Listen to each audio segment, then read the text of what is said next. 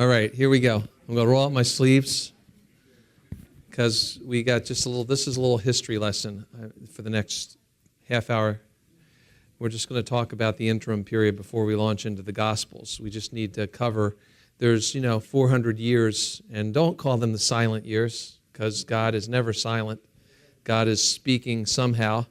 It's just that there's not, a man listening enough. There wasn't the prophet. God basically decided that until John the Baptist came and Jesus came, he was not going to commission a prophet in this way. And the great upheaval again is happening and setting the whole world stage for the coming of Christ.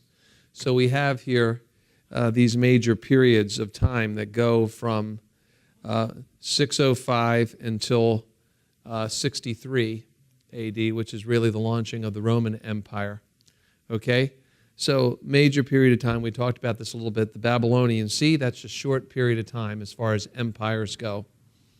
Babylonian, very powerful for this brief period of time, about 65 years there. Then the Persian period, longer, about 200 years, 207 years there. And then came Alexander the Great, the Macedonian, the Greek period, and then the remnants of his takeover lasted here. And then the Maccabean period that we're talking about, which is the period of the Jewish people struggling to retake or re-establish their identity as a people. Because the Babylonians, the Persians, the Medes and the Persians, the Greeks, to that point, really, they weren't interested in subduing the worship of the people of Israel or the people of God. But after the Syrian period, there arose another person a Syrian named Antiochus Epiphanes IV. He was definitely interested he did not see this, he saw this as a specific challenge to his authority. And so this Maccabean period is this struggle between that. So let's go through this. Okay, this is Alexander's empire, and this is significant because this is the seeds of multiculturalism, one-worldism, this universal brotherhood idea is introduced here. Now Paul does say this in Acts 17, that we are all of one breath and one blood. That's speaking of humanity. But the idea of compressing and creating a common heart or a common culture, okay? That's the thing. We want a spiritual heart. Jesus, the Proverbs say, guard thy heart, for out of it are the issues of life. So we are here in Bible College, we are in the church life to fortify and to encourage and to establish our spiritual heart. Okay, but society sort of has a common heart, a collective heart is how one writer puts it. It's like you go out into the world and, we see the changeableness of it. This is okay. In the 50s, this wasn't okay, 1950s, back in the happy days, as they call it, Not so, which weren't really happy at all. The seeds of rebellion being sown in many ways back in that day. And now we've come to this place, and this is the way the common heart receives certain things. So the empire, look at all these, you can see all these various territories from the western part, Greek, Macedonian philosophy there, stretching all the way over into the areas of India there, into the east, the Orient. So you have Western civilization meeting Eastern civilization in the person of Alexander, and he is trying to show the supremacy of the Western thought patterns, the idea of democracy, the idea of Greek philosophy, this thing. And, Alexander the Great established little university cities, and they were all called Alexandria. That's a Bible verse. Men name lands after themselves. It's part of their human pride. And Alexander was good at it. So Alexandria was places where he was going to establish the Macedonian Greek culture, language, teaching, philosophy, and that was going to be part of his world control. Okay? If we all have a common heart, it's easier for us to be together. That's really like the message of today. Just tolerate each other and it'll be fine. It's called relativism. I'm okay, you're okay. It's just that the real news is that I'm messed up and you're messed up. And we all need a savior. It's like you're messed up there, I'm messed up there, and we all meet at the cross. That's the way. That's the only way to be okay. All right.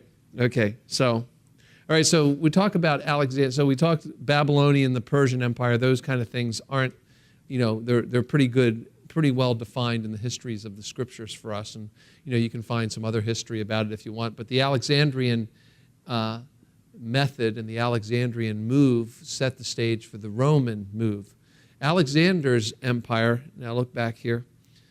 Alexander's empire, this thing only lasted a couple hundred years, okay?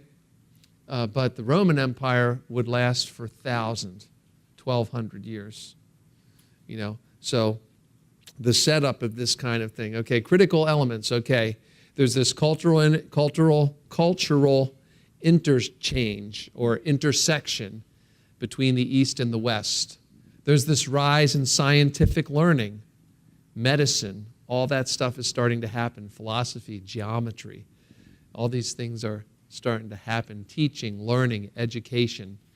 And then there is this Hellenization, this idea that our culture in Macedonia is the superior culture. And, we are going to, so there is this idea of indoctrination.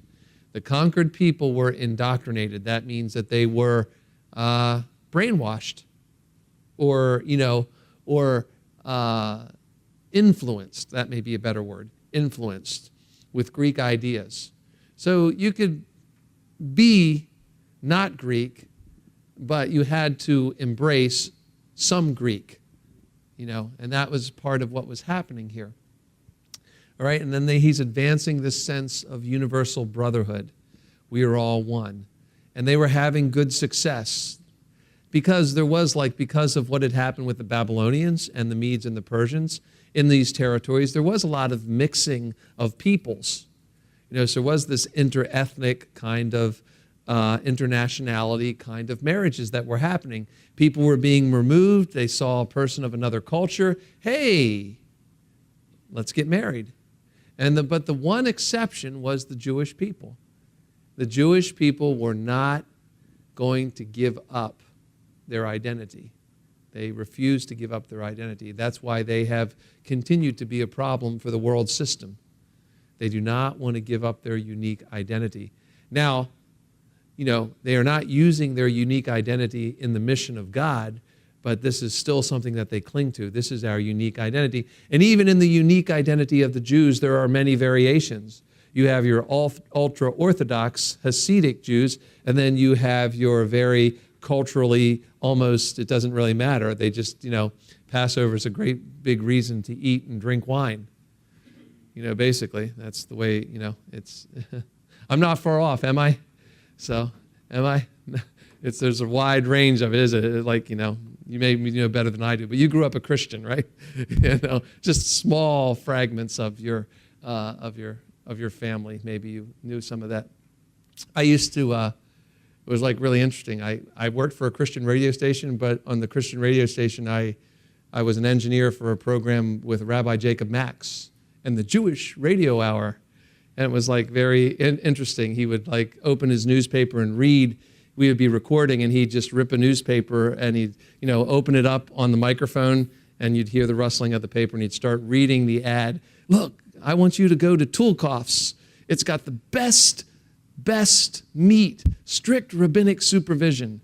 So this whole, you go up to Pikesville and you'll still find this, in the Baltimore area, you'll still find this little enclave of people who refuse to, they're living in their own little ghetto, is what it's called. Actually, the first ghettos on the planet were Jewish ghettos. It was the way that the Nazis herded all the people into different places.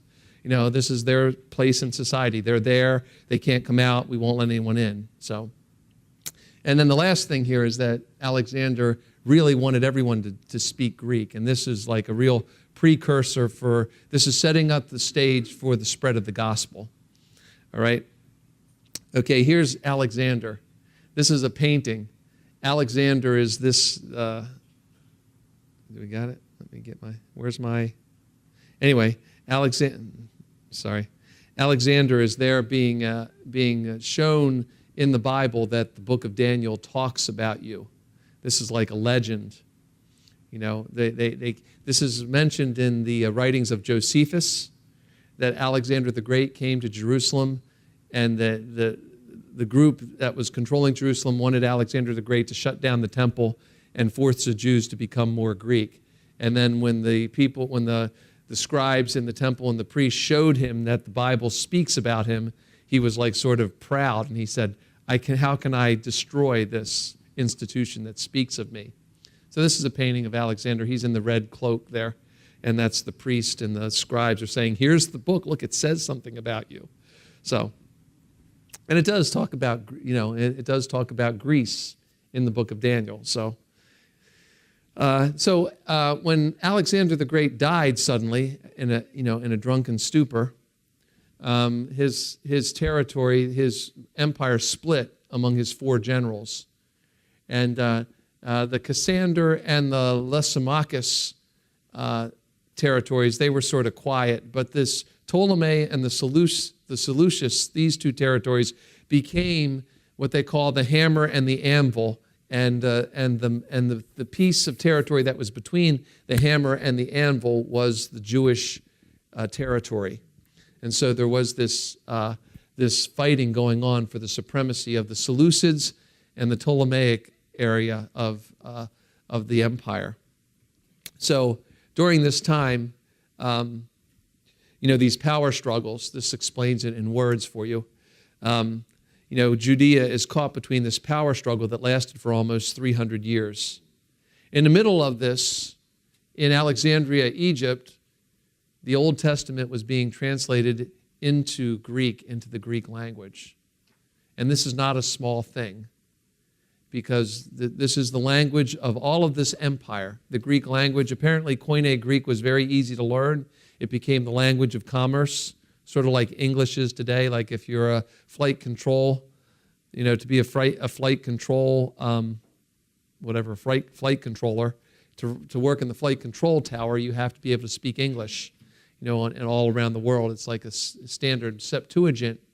This idea that the translation of the Jewish scriptures into Greek meant that people were now going to be able to read the words of Moses in their own language and the prophets.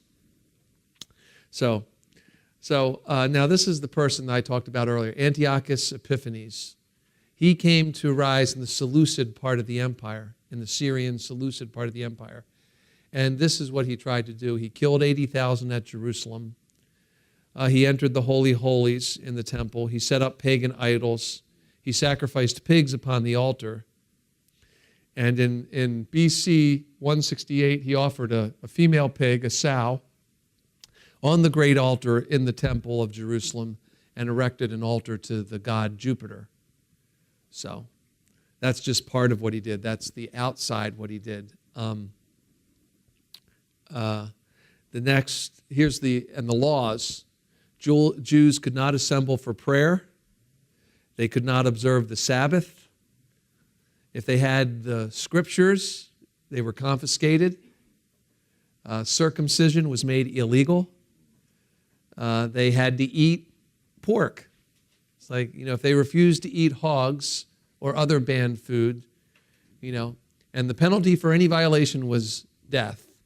Antiochus Epiphanes, his goal was to totally eradicate the Jewish practices and the people, steal their identity.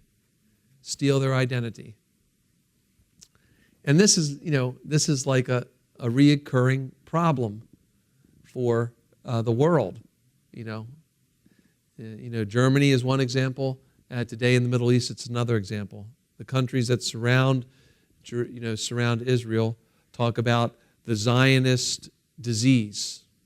They don't belong there. They never have belonged there, although history tells a different story. Even their own histories. Yes, Kevin? Yeah, it said on December 25th, 168 BC. Yeah. As when Jupiter, but do we know when Jesus, I know we're probably getting close. Oh, well, yeah, the fact that we celebrate Christmas on December 25th is really related to the winter solstice. It really was in the Roman times, this is the explanation. We'll just make this explanation. The question is the 25th, how did Christmas become to be in December? The Romans celebrated the shortest day of the year with big time of partying. And the Christians, decided that on the darkest day of the year, they would celebrate the birth of Jesus. It was a cultural accommodation or a cultural way. Okay, this is a party. All of Rome is partying because the night is the longest it's ever going to be. We're going to party all night because it's the longest night. But the Christians in Rome began to celebrate the birth of Jesus as the moment when light came into the world. So at the darkest moment. So that's the genesis of why Christmas came to be celebrated around the winter solstice, because it's a party time in Rome, and the Christians were going to celebrate their idea. So, this is Antiochus Epiphanes is trying to stamp out the Jewish identity. Then the Maccabean period began. Okay, I want you to understand this. The Maccabeans were terrorists. Okay. They were guerrilla warfare. I mean, they didn't kill innocent people, but this wasn't like we line up on a battlefield. It was strategic strikes destroying Roman legions of soldiers or or the soldiers that were there. So basically it was surprise attacks. It wasn't like standard warfare where two armies faced off each other. It was sneak attacks. It was at night. It could happen at any time. It was brutal. It was ruthless. It was swift and rapid. The Assassin's Creed. Let's just put it that way. Isn't that a video game? The Assassin, isn't that? Yeah, I know it's a video game. I see the advertisements. So that's part of it. So it was small, but other villages started to join, and Judas Maccabeus, he took on the name of Maccabee, meaning hammer, because he was so swift and powerful. Yes? I wonder, are the Maccabees the ones those that you're speaking of? Are Yes. those the ones that came Maccabeans? in? The Maccabeans. Mm-hmm. They would murder the Roman soldiers. Yes. Are they the ones, the people that took? First of all, were they wanderers, and were they the people that took? Were they the ones that took? I think they took a princess at one time. Oh, I don't know all that part of it. Daughter of a king or something like that. I don't know. I haven't heard all that they kidnapped anything. I do know that they were. I don't think so, because these were religious separatists. They really thought that they were doing the work of God. Okay, so they're like zealots? Oh yeah, they're zealots. Yeah, we kill you. We find you. We sneak up on you. We kill you. That's it. The hammer. They called him a hammer because he struck swiftly, powerfully. So, every war has this kind of messy part of it. You can talk about World War II, and the United States had its own little, strike force that went behind and did, swift tactical attacks. Dietrich Bonhoeffer, who was murdered in Germany, was part of a group that wanted to secretly find a way to assassinate Adolf Hitler. So these were assassins. They were, there's no way to sugarcoat it. I'm not saying that they operate in the way that suicide bombers do in that way, and the way the terrorists on 9/11 operated, because pretty much every one of their attacks was directed at occupying forces, legions of soldiers and everything like that. Antiochus' his army were their thing. So this is a picture of him, wild. He's leading them into battle, and it was brutal kind of warfare. So in BC 165, Judas did regain possession of Jerusalem, purified, rededicated the temple, and this is the celebration of the Feast of Hanukkah. The lights didn't go out, the oil didn't go out. It's like a festival of lights. Judas eventually got slain in one of his battles, and Jonathan succeeded him, and then this civil and priestly authority became united. This is significant. We see the origins of what's defined in the Bible as the Sanhedrin. There's like a religious political structure begins to form in the region here. This is all important because you're going to ask these questions about the line of priest rulers is now new. It's Hasmonean. It's a different kind of group of people. It's not the family of Levi. The priests that are now going to be in the temple and helping the political situation under the Romans is established here. So rather than the temple being separate and the prophet and the priest being separate and speaking to the king, now the king and the temple and the authority is now governed by this religious, this civil religious sort of confederation. And so this is important for us to understand because this civil religious confederation was the one that faced off against Jesus and gave him up to the Romans. And this civil religious confederation is going to be a part of the one world system that rules in the Great Tribulation under the Antichrist. So this is where this origin happens in the Jewish mindset. Okay, so civil and priestly authority and a different set of rulers is there. Okay, so now we have the rise of Rome. You can read this in history books, or you could take my class next fall when we talk about world history and the church in it, the people of God in it. So I spend a whole year doing that. It's if you like history, it's I enjoy it. I got lots of good stuff. The deaths of Antony and Cleopatra, and then that's Rome defeats that part of the Ptolemaic dynasty that split off that part that's based in Egypt. Antony and Cleopatra ruled that. They were defeated by the Romans, and then Herod and his family were appointed to be the rulers in BC 47. And Herod married a Jewish woman, and he started building a massive temple. And he appoints the line of high priests. So now you have everything is completely fractured. Everything is really completely fractured except for this small element of priestly servants that Zacharias is a part of. And we meet him in Luke chapter 1. Zacharias, John the Baptist. God does preserve a remnant of true priests that serve in the temple. But for the most part, there is now this conglomeration. It's not just the one priestly tribe. But God is very careful, and that's why Luke's gospel is so important. It really defines all of those elements for us. Okay, you all right? All right, not too much longer here. So this is the Roman Empire at some of its height. We see it goes all the way up into Britain, but mostly tried to really control this basin of the Mediterranean Sea. So that's where it was all throughout France, Italy, Illyricum, Asia, all around there. That's the Roman Empire there. And this is Herod's temple. It was one of the largest construction projects, 63 years to build. Large, massive piece of religious structure. He really thought of himself as maybe the successor to Solomon. If I can build them a big enough place, then the Jews will worship me, and there'll be a lot less trouble in my territory. No, he was an Idumean, which is he's from Edom. So he's from that region. So he's from Esau. He's not from Jacob. But at that point, who knows? At that point, it's almost like a melting pot, America. The reign of Alexander the Great and then the Romans, a lot of people just started intermarrying. The only group that tried to maintain their identity was the Jewish people.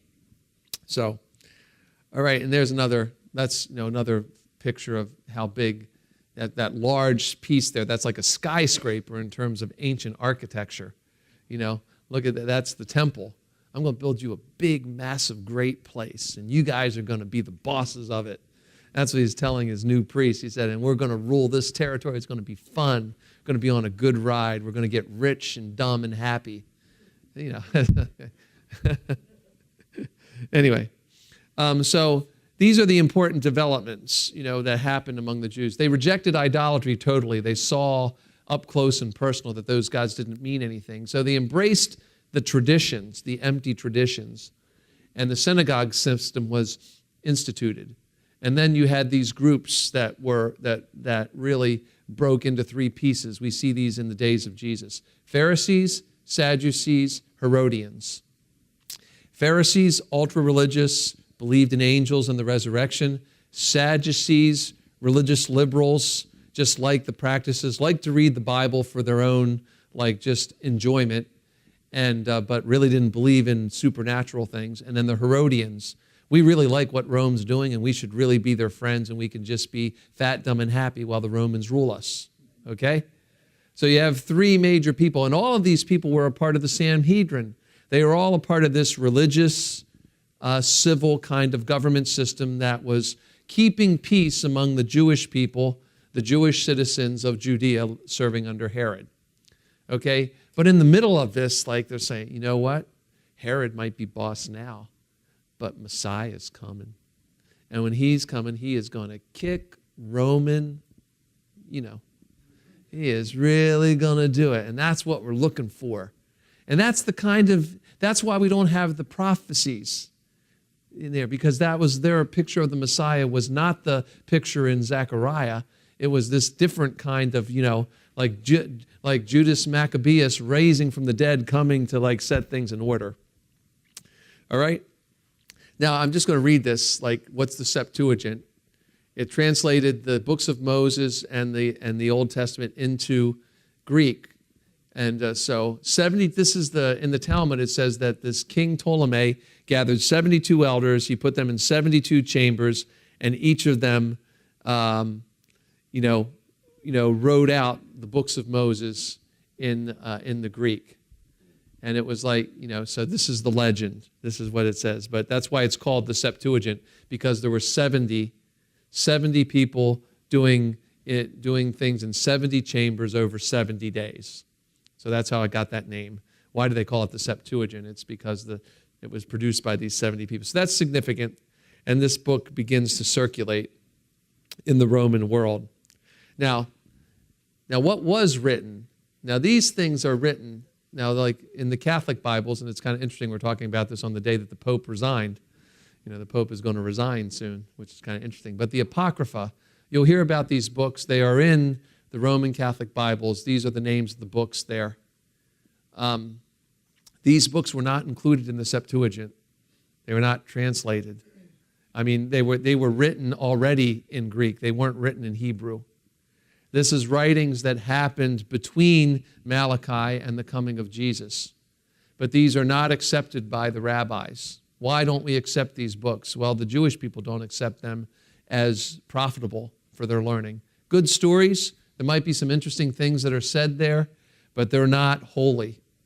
And who determined that? Not the Council of Trent, not the Nicene Council of Meetings. It wasn't those things.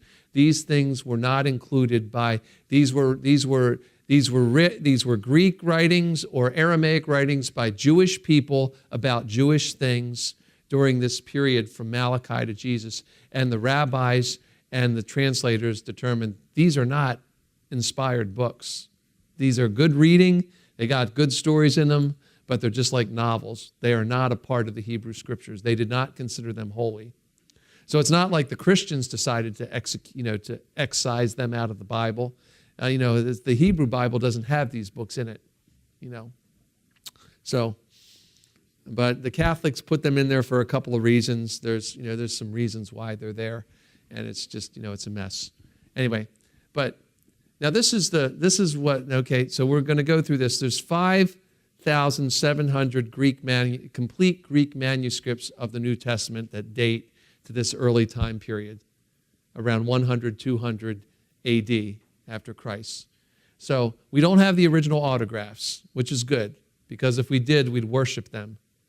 We'd try to to get a piece of it and everything like that. You see with the Shroud of Turin, and it's a fake. It's not the burial cloth of Jesus, it's a fake. It's a forgery. That it's somebody did something, and but it's worshipped as like a holy relic, and we see that happened. But the original manuscripts were dated within 25 years of the writing of the original. So like most of the manuscripts, these 570 manuscripts are from between 100 and 200.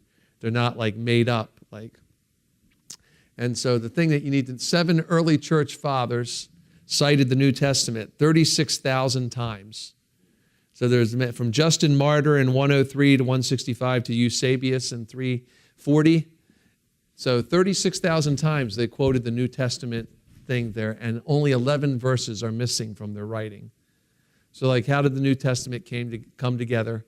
It's like people started reading it. They started collecting the letters of Paul, the letters of the writings, and it came together. So we have 5,700 complete manuscripts from that era, and that's there's only they accept the writing of Homer, who was a blind prophet, a blind poet. They accept that as being real, and they accept the authenticity of that. And there's only like 50 of those, but they don't accept this. There is some challenge to this. So, who are the New Testament writers? It's this one. The New Testament writers: Matthew, apostle and eyewitness, and this is quoted in Matthew 10:3. Mark was a close associate of Paul, and then later Peter, the apostle. 1 Peter 5:13. Luke was an associate and journalist of Paul. 2 Timothy 4:11. And John was an apostle and eyewitness. You have 4 eyewitnesses that wrote the gospel. 4 of these different accounts of the Gospels. The other New Testament writers: Paul was an apostle to the Gentiles. He saw Jesus, who spoke to him from heaven. We have James. He was one of the brothers of Jesus, an eyewitness of the resurrection. We have Peter. He was an apostle and eyewitness. We have Jude, also a brother in Jesus and James. And then we have the writer of the Hebrews. That's the only one we don't really know who wrote that. So, yes?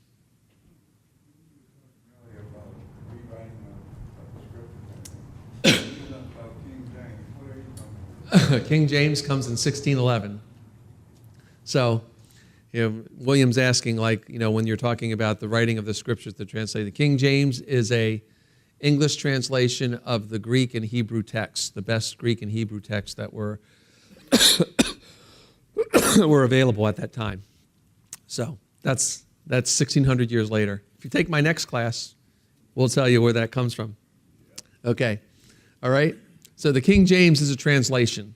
Let's just put that right out there. Some people think the King James is the original Word of God. It's a translation into the English of the original Word of God. And most of it is the work of William Tyndale, about 75% of it. And William Tyndale translated it several times to get it right. He released several versions of his own translation. So when you hear people talking about King James Bible is the only verifiable word of God on the planet, it's a translation. And, it's an idol to some people. So I'm just going to put that there. If you listen to that, I'm sorry. Okay. All right. So the New Testament, is it a myth? Anthropologists say that it takes 100 to 200 years for myths to wipe out facts. So most of the New Testament books were written, all the New Testament books were written between 50 and 100. Myth, archaeology has yet to refute the historical data in the Bible. All 31 historical persons mentioned in the New Testament are mentioned in Roman records. So that's the real, it's not a myth. Okay? The New Testament, there's no attempt to harmonize the accounts. The material included puts Jesus in a bad light. There's difficult passages that are left there. The testimony of women is highlighted, highly unusual in the Roman world. And it challenges others to check the facts. And also the writers were honest about their own trouble. Peter talks about his own troubles. It's like if you're going to write hero literature, you don't talk about the bad things of the heroes. So that's the important thing. Almost done. So the Gospels, that's where we're going to start now. We got Matthew, Mark, Luke, and John. And they talk about the eternal being of Jesus Christ the Son of God, the Son of Man, his human ancestry, his birth, death, resurrection, and ascension, and taking together, this is Oswald Chambers, taking together they set forth not a biography but a personality. It's not meant to be a blow-by-blow biography, but it talks about the personality of the God-man.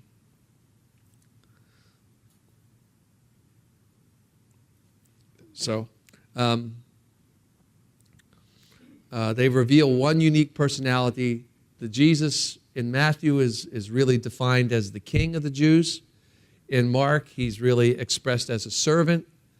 He's expressed as the man in Luke, and then as he's really revealed as God in John. But, Matthew's king is a servant, man, and God. Mark's servant is a king, man, and God. Luke's man is king, servant, and God. And John's eternal son is king, servant, and man. So all of them talk about all of the various parts of who Jesus is. But in Matthew, we learn about him as king. In Mark, as a servant. As a man in Luke, and as God in John. And I want to get this last thing because I know that Sean has to catch a bus. Here's the thing. All of the Gospels record the ministry of John the Baptist. They all record the feeding of the 5,000. They all record Christ's offer of himself as king. And they record the betrayal of Judas and the denial of Peter, the trial, the crucifixion, the literal resurrection of Christ. All record the resurrection ministry of Christ, and all point forward to his second coming. So they talk differently about him, and then they also talk consistently about him. And so that gets you to a point to prepare you for the Gospels. It's 4 different, and we're going to start next week, the 4 different accounts of the life and times of Jesus the Messiah. And they tell from different viewpoints, and taken together, they give us a real view into who Christ is. All right? Okay, so that's our class for tonight, and that's our little history lesson. I hope that gets you all caught up, and then the next time we'll launch into the Gospel of Matthew. All right, Lord, we thank you for gathering us together tonight, for your blessing upon our hearts and minds. Help us, Lord, to think about you, listen to you, hear from you, and learn from you. In your name, amen. Protect us as we go. Thank you for being with me tonight.